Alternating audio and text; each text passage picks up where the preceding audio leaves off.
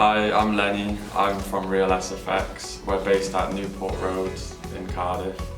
Over the past few months we've been up to a lot, making breakaway props and moulds, etc.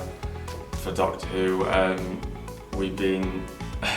been sent out on set for Dope Girls. I've seen some really cool sets doing wet downs and atmos, exterior or exterior. I've experienced using Harvey wall bangers blowing through walls on Doctor Who. So using atmos is pretty straightforward. It's just using interior hazer, and I've learned how to use all the different types of smoke machines and what they do. I've really enjoyed doing this, and yeah, it's been great.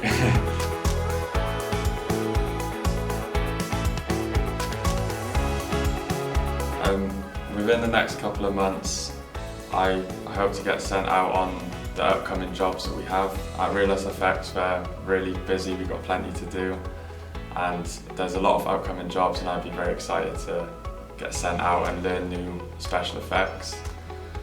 As for the apprenticeship, after my apprenticeship I would like to hopefully become freelance one day within special effects, become a graded tech, and I think that would be great.